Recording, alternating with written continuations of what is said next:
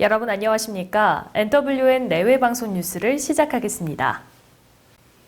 손학규 바른미래당 대표가 대표 퇴진을 전제로 한 혁신위원회를 구성할 생각은 없다고 밝히며 지도부 즉각 퇴진과 혁신위 체제를 요구하는 바른정당계의 요구를 일축했습니다.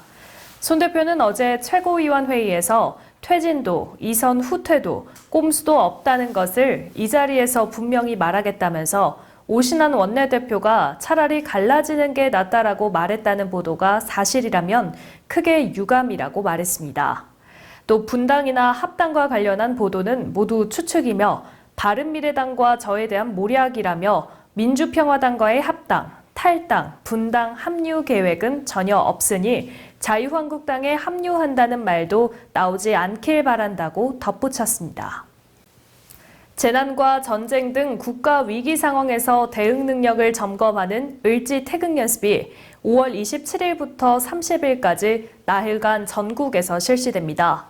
을지 태극 연습은 한미연합 군사연습 중단 방침에 따라 43년 만에 폐지된 을지 프리덤 가디언을 대신해서 만들어진 민관군 합동훈련입니다.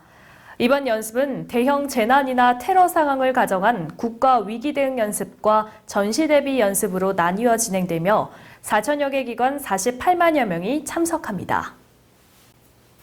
황교안 자유한국당 대표는 조진래 전 의원이 25일 숨진 채 발견된 건과 관련해 문재인 정권은 적폐청산의 그 이름으로 너무나 잔혹하고 비정한 정권이 됐다고 비판했습니다.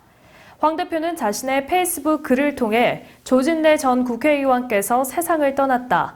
채용비리 혐의로 검찰의 소환 조사를 받은 뒤 일어난 일이라며 이같이 적었습니다. 이어 수사 압박에 괴로움을 주위에 호소했다고 한다. 가슴이 아프다라고 덧붙였습니다. 황 대표는 그러면서 변창훈 전 검사, 이재수 전 기무사령관 등 검찰 조사 중 숨진 인사 5명의 이름을 나열하고 정말 이래도 되는 것인가 고인의 명복을 빈다고 말했습니다. 문재인 대통령의 국정 지지도가 석 달여 만에 50%를 회복했다는 여론조사 결과가 나왔습니다. 리얼미터가 YTN 의뢰로 지난 20일부터 5일간 전국 유권자 2,520명을 대상으로 조사한 결과 문 대통령의 국정 수행에 대한 긍정평가는 50.0%로 지난주보다 0.6%포인트 올랐습니다.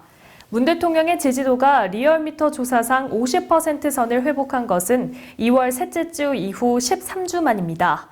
이번 조사는 신뢰 수준 95%에 표본 오차 플러스 마이너스 2.0%포인트로 자세한 조사 개요와 결과는 중앙선거여론조사심사위원회 홈페이지를 참고하면 됩니다. 우리나라 중장년층 10명 중 4명은 노부모와 성인 미혼 자녀를 이중으로 부양하고 있는 것으로 조사됐습니다.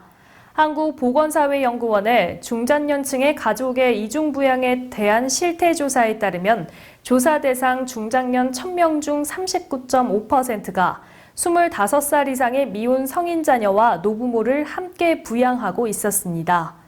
미혼 성인 자녀 또는 노부모를 부양하는 단일 부양은 37.8%였고 이들을 부양하지 않는 비부양 비율은 22.7%로 조사됐습니다. 또 월평균 부양 비용이 전체 가계소득에서 차지하는 비율은 17.7%로 중장년층의 이중부양 부담이 큰 것으로 조사됐습니다. 연구팀은 중장년층은 본인 노후 부담과 이중부양으로 경제적 부담이 상당히 높은 세대로 고용 환경이 불안정해지면 노인 빈곤층으로 전락할 가능성이 있다며 은퇴 연령 상향 등 정책적 지원이 필요하다고 조정했습니다. 우리나라 국민의 1인당 전기 사용량이 최근 수년간 꾸준히 늘어나면서 일본, 영국, 독일을 넘어선 것으로 나타났습니다. 한국전력공사에 따르면 지난해 1인당 전기 사용량은 10.2메가와트시로 전년보다 3.3% 증가하면서 역대 최고치를 경신했습니다. 일본은 8메가와트시로 한국의 75.5%에 불과했으며 프랑스는 7.2메가와트시, 독일은 7메가와트시 수준을 보였습니다. 지난해 폭염의 가정용 전기 사용은 4.8% 늘어 5.2메가와트시를 기록한 반면 산업용 생산 부문은 경기 불황 등의 영향으로 전년에 비해 0.6% 하락한 137.2메가와트시를 기록했습니다. 네팔의 수도 카트만두에서 세 차례 연쇄 폭발이 일어나 11명의 사상자가 발생했습니다. 일요일 카트만두 도심의 한 주택에서 폭발이 일어나 1명이 숨졌는데요. 이어 카트만두 외곽의 한 상점 인근에서 두 번째 폭발이 발생해 3명이 목숨을 잃었고 또 다른 장소에서 폭발이 일어났습니다. 네팔 경찰은 첫 번째 폭발 현장에서 중국 마오쩌둥을 따르는 공산주의 반군단체의 책자가 발견된 점을 근거로 해당 단체가 지지자들의 체포에 반발해 저지른 일일 것으로 추정하고 있습니다. 이탈리아 프로축구 2부 세리에 B 베로나에서 뛰는 이승우 선수가 소속팀의 승격 플레이오프 준결승에 교체 출전했습니다. 이승우는 페스카라와의 승격 플레이오프 준결승 2차전 원정 경기에서 후반 11분 교체 투입돼 경기가 끝날 때까지 38분을 뛰었고 베로나는 후반 29분 터진 키르미네의 페널티킥 결승골로 1, 2차전 합계 1대0으로 승리했습니다. 베로나는 시티델라와 홈앤더웨이 방식으로 일부 리그인 세리에 A 승격팀을 가립니다. 봉준호 감독이 영화 기생충으로 칸 영화제 최고상인 황금 종려상을 받았습니다. 현지 시간 25일 프랑스 칸에서 열린 72회 칸 영화제 폐막식에서 봉준호 감독의 영화 기생충은 최고작품상인 황금 종려상을 수상했습니다. 한국 영화 역사상 최초로 황금 종려상의 영예를 아는 봉준호 감독은 수상 소감에서 이 트로피를 손에 만지게 될 날이 올 줄 몰랐다며 위대한 배우들이 없었다면 만들어지지 않았을 것이라며 함께한 배우들에게 감사를 전했습니다. 윤호정 의원이 제안한 수도권 동북부 철도망 확충 정책 협약식이 5월 28일 오전 11시 구리시청 3층 상황실에서 열렸습니다. 이번 정책협약은 구리와 남양주 지역 더불어민주당 국회의원과 시장이 모두 참여했는데요. 윤호정 의원은 앞으로 더불어민주당 구리 남양주 지역 국회의원들과 단체장들이 6호선 연장, GTX-B 분단성 경춘선 연결 사업을 공동으로 추진한다고 밝혔습니다.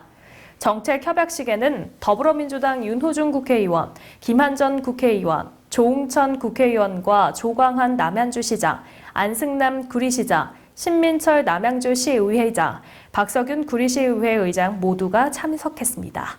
내일 방송이 취재한 현장 화면으로 만나보시죠. 이 협약식을 마련하느라 수고가 많으셨다는 말씀을 드립니다. 오늘 정책협약을 맺게 되는 이유는 이제 이 수도권 동북부 특히 구리시와 남양주시가 최근 10년 동안 엄청난 인구 증가가 있었고 또 앞으로 10여 년 계속해서 인구가 증가할 것으로 예상됩니다. 이러한 인구 증가, 교통 수요 증가에 맞춰서 수도권 동북부에 가장 이 수요가 많고 또 시민들이 기대에 맞지 않는 이 철도망을 확충하기 위한 것입니다. 예, 우리 윤호중 의원님께서 우리 6호선 사업의 6호선의 연장 사업이 수도권 동북부 지역 발전에 꼭 기여하고 필요하다는 그 공감대가 형성이 돼서 오늘 이런 뜻깊은 자리를 만들게 됐습니다. 앞으로 아까 말씀드렸던 대로 이 수도권 동북부 지역의 철도망의 촘촘한 확충을 위해서 지속적으로 노력해 나갈 예정입니다. 그것은 GTX-B 노선의 조기 확정과 착공, 그리고 경춘 분당선의 직결 연결, 4호선, 8호선의 연결, 그리고 9호선의 연장 운행, 6호선의 연장 운행이 다 포함된다고 할 수 있겠습니다. 네, 어제 전국에 시원하게 내린 비로 공기질이 아주 쾌청해졌습니다. 이번 주 내내 공기질은 깨끗하지만 초여름 날씨가 계속된다고 합니다. 야외 활동 시 주의하셔야겠습니다. 5월의 마지막 뉴스 전해드렸습니다. 시청해주신 여러분 고맙습니다.